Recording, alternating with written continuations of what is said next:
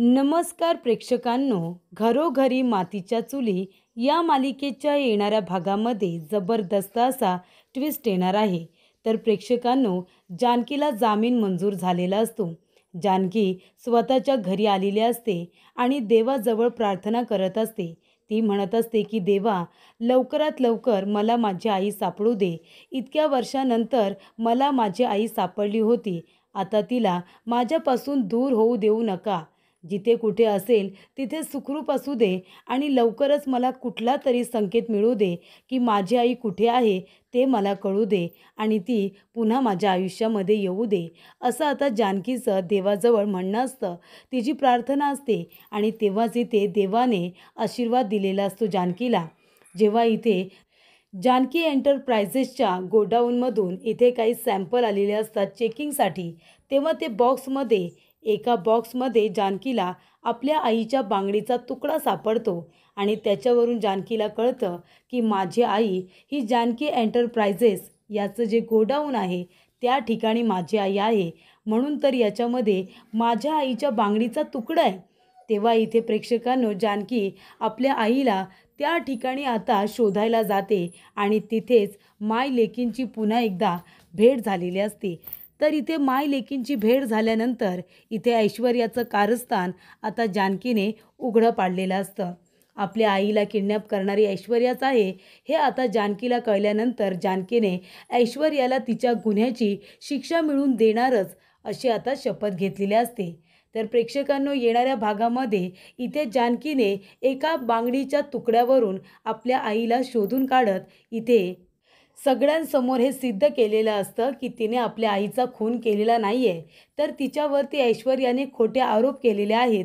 हे आता जानकी पुराव्यासहित सिद्ध करते आणि स्वतःला निर्दोष सिद्ध करत इथे आपल्या आईला पुन्हा एकदा ऐश्वर्याच्या तावडीतून वाचवते. तर प्रेक्षकांनो, येणाऱ्या भागामध्ये कशा पद्धतीने या गोष्टी घडत जातात आपण सविस्तरपणे बघूया. तर प्रेक्षकांनो, इथे ऐश्वर्याला काही करून जानकी आणि लता यांची भेट होऊ द्यायची नाही आहे. कारण एकदा का आता जानकीला तर कळले की लता तिची आई आहे.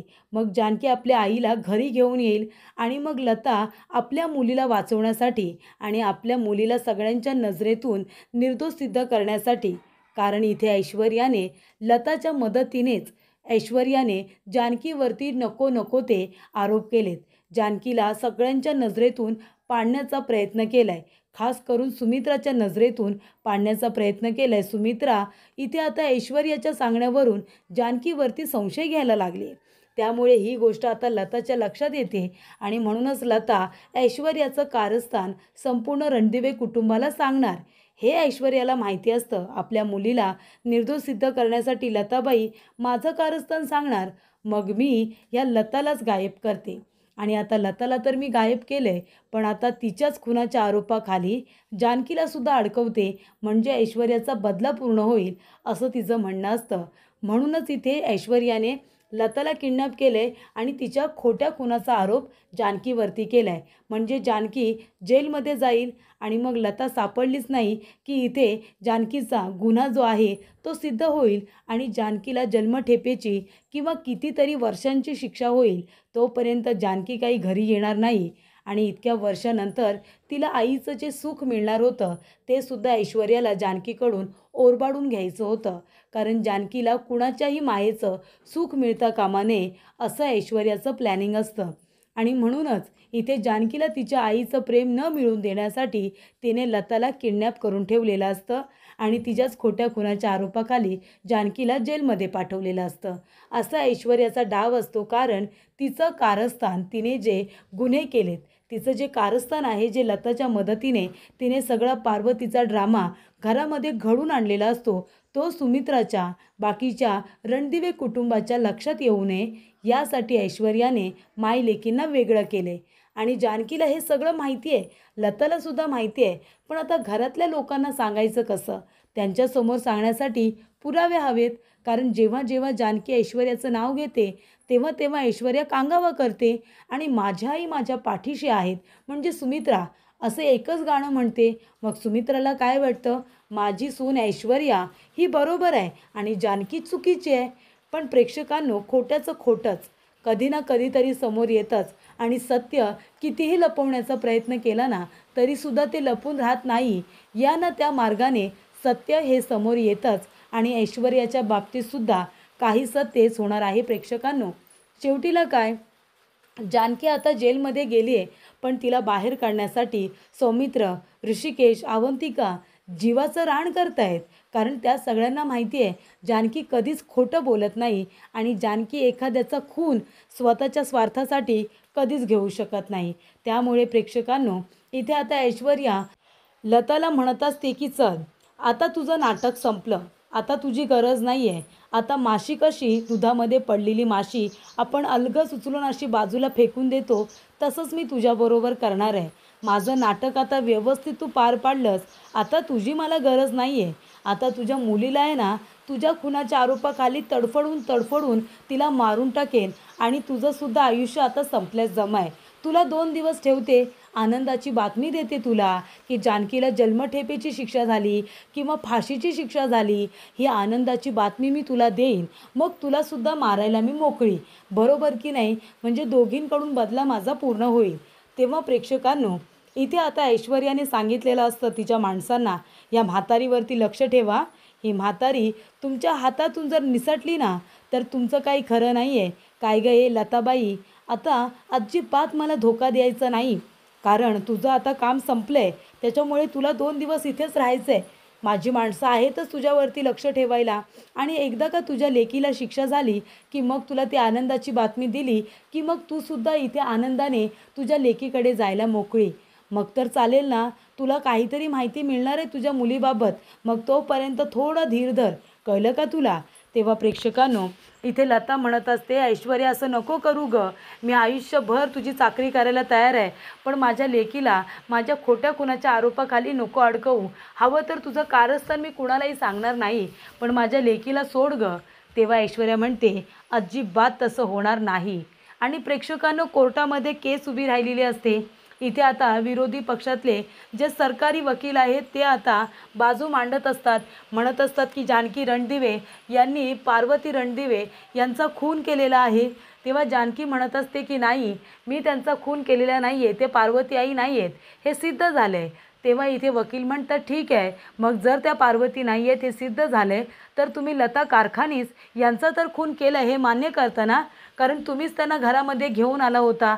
तर इथे आता सगळे आरोप जानकीवरती होतात की तुम्हीच लताबाईंना घेऊन आलात, तुम्हीच सांगितलं सगळ्यांना की त्या ऋषिकेशच्या आई आहेत, नंतर तुम्हीच म्हणालात की त्या ऋषिकेशच्या आई नाही आहेत, त्या लताबाई आहेत, हे सगळ्यांना सांगत होता. आणि नंतर तुम्ही म्हणालात की त्या तुमच्या आई आहेत आणि मग नंतर तुम्हीच तुमच्या आईचा खून केलात. असं कसं होऊ शकतं? तुम्ही खोटं बोलताय. तेव्हा जानकी म्हणते की हे सगळे गैरसमज झाले होते, मी खोटं बोलत नाही आहे. हवं तर तुम्ही माझ्या घरच्या लोकांना विचारा. लताबाई मला नदीच्या काठी सापडल्या, माणुसकी म्हणून मी त्यांना घरी घेऊन आले होते, कारण त्यांना चक्कर आली होती म्हणून मी त्यांना घरी आणलं. त्यानंतर त्यांनीच मला सांगितलं की त्या ऋषिकेशच्या आई आहेत, त्यांच्याकडे तसे पुरावे सापडले. तेव्हा मी एकटीने म्हणाले नाही की तुम्ही पार्वती आई आहात म्हणून. तसे पुरावे सादर केले त्यांनी आणि त्याच्यावरून हे सिद्ध झालं होतं आणि ते सगळ्यांना मान्य होतं. पण मला संशय होता की त्या आमच्या पार्वती आई नाही आहेत. आणि मग मी हे सिद्ध केलं आणि नंतर सौमित्र भाऊजींनी पुरावा आणून हे सिद्ध केलं. आणि तेव्हा लताबाई घरातून निघून गेल्या होत्या, पण त्यांनी लिहिलेली चिठ्ठी मला सापडली आणि मग मी मंदिरापाशी गेले होते त्यांना भेटायला. तेव्हा त्यांनी माझा आणि त्यांचा लहानपणीचा फोटो मला दाखवला. माझ्या लहानपणीचा फोटो जो मधुभाऊंना त्यांनी दिला होता. तेव्हा मला कळलं की ती माझी आई आहे म्हणून, आणि मधुभाऊंनीच मला सांगितलं. तेव्हा प्रेक्षकांनो, इथे जानकी सत्य ओरडून ओरडून सांगत असते. तेव्हा इथे आता सौमित्र म्हणत असतो की जर वहिनीने लताबाईंना मारण्याचा प्रयत्न केला आहे तर मग डेथ बॉडी कुठे आहे? डेथ बॉडी हवी आहे ना. आणि त्यानंतर जे आय विटनेस आहेत त्यांच्यावरती विश्वास का ठेवायचा की ते खरं बोलत आहेत? कुठला पुरावा आहे त्यांच्याकडे ते मला सांगा. कुठला पुरावा आहे तुमच्याकडे? आता आय विटनेसकडे कुठलाच पुरावा नसतो.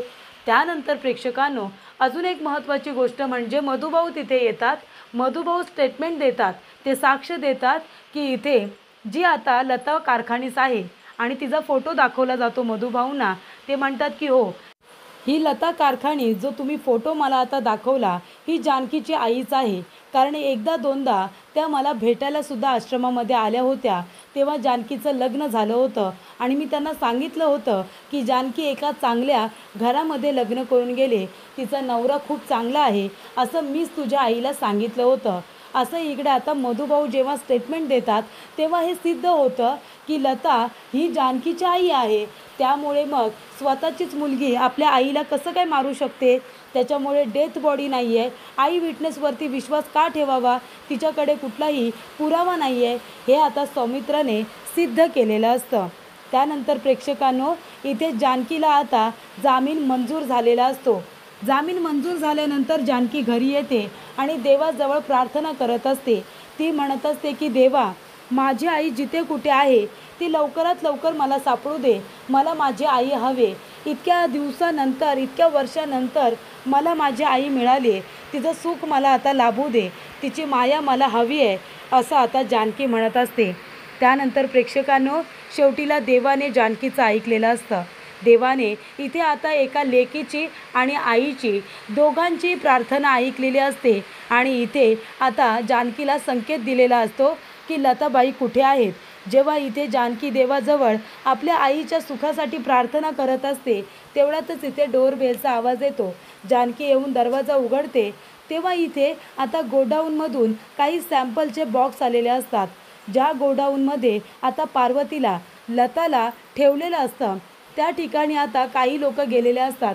कारण तिथे जो माल ठेवलेला असतो त्या मालाची डिलेवरी होणार असते आणि मालाची डिलेवरी होण्याआधी इथे काही बॉक्सेस हे सॅम्पल म्हणून आता चेकिंगसाठी ऋषिकेशकडे आलेले असतात. ऋषिकेश इथे जरा टेन्शनमध्ये असतो, धावपळीत असतो, तेव्हा त्याला गोडाऊनमध्ये जाता येत नाही. तेव्हा इथे आता कर्मचारी, जे लोक कामगार लोक आहेत, ते सॅम्पलचे बॉक्सेस घरी चेकिंगसाठी घेऊन येतात. ज्या वेळेला ते गोडाऊनमध्ये जातात तेव्हा तिथे जे लोक लपून बसलेले असतात, लताला किडनॅप करणारे, ते लोक लपून बसतात जेणेकरून कामगारांना दिसू नये आणि त्याच ठिकाणावरून आता इथे सॅम्पल आलेले असतात चेकिंगसाठी. तेव्हा जेव्हा ऐश्वर्या लताला तिथून ओढत ताणत घेऊन जात असते तेव्हा लताच्या काही बांगड्या फुटून त्या बॉक्समध्ये अडकलेल्या असतात आणि जेव्हा जानकी ते बॉक्सेस बघते तेव्हा तिला तिच्या आईच्या बांगडीचा तुकडा सापडतो आणि म्हणते की हा तर माझ्या आईच्या बांगडीचा तुकडा आहे. आणि प्रेक्षकांनो, त्या बांगडीच्या तुकड्यावरूनच जानकीला कळतं याचा अर्थ ऐश्वर्याने माझ्या आईला जानकी एंटरप्राइजेसच्या गोडाऊनमध्ये किडनॅप करून ठेवले. जसं तिने मागच्या वेळेला नानासाहेबांना आमच्याच आउट हाऊसमध्ये किडनॅप करून ठेवलं होतं जेणेकरून आउट हाऊसकडे कुणाचंही लक्ष जाणार नाही, तसंच या वेळेला तिने माझ्या आईला इथे गोडाऊनमध्ये ठेवलंच असेल जेणेकरून दिव्याखाली अंधार म्हणतात तसं कुणी आमच्या गोडाऊनकडे लता आईला शोधायला जाणार नाही. याचा अर्थ ऐश्वर्यानेच माझ्या आईला जानकी एंटरप्राइजेसच्या गोडाऊनमध्ये ठेवलेला आहे. तर इथे बांगडीचा तुकडा हा तिने ओळखल्यामुळे ती लगेचच धावपळत त्या गोडाऊनमध्ये येते आणि आई ग कुठे आहेस तू, आई ग कुठे आहेस तू असे आवाज देत असते.